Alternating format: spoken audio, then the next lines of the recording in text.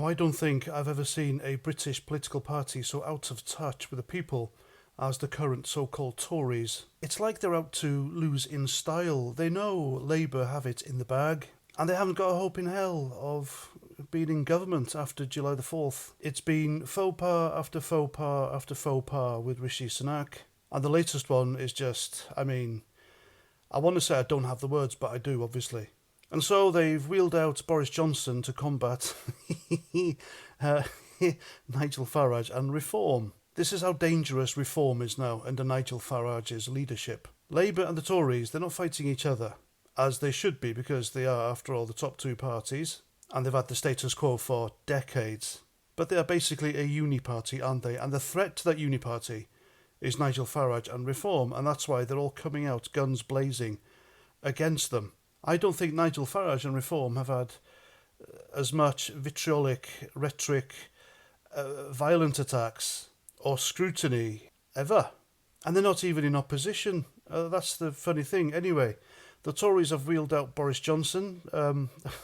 This is the guy that the Tories stabbed in the back and got rid of. They kicked him out of office, which led to him resigning from the party because he had a slice of cake in Downing Street during lockdown.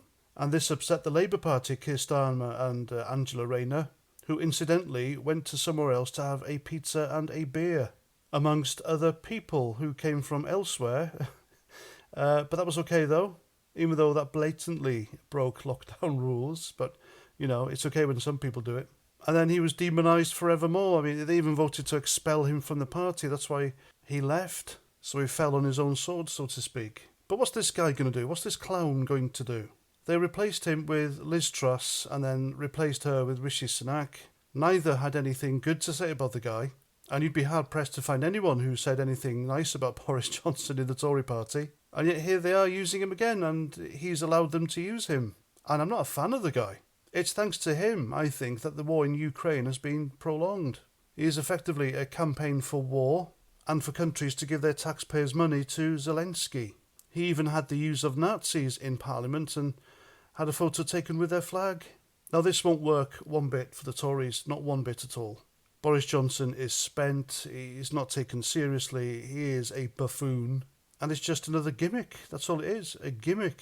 They've had David Cameron come out and insult Nigel Farage, and the whole party's a cringeworthy, laughable mess. I wonder what the old Tories, if there's an afterlife, would think watching the current Conservatives go through their rigmaroles.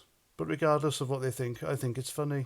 And I think we're watching the slow death of the Conservative Party and the rise of a new breed of Conservatives in reform. And there we go. I'm Paz49. Thanks for watching. And until the next time, Roger Trout.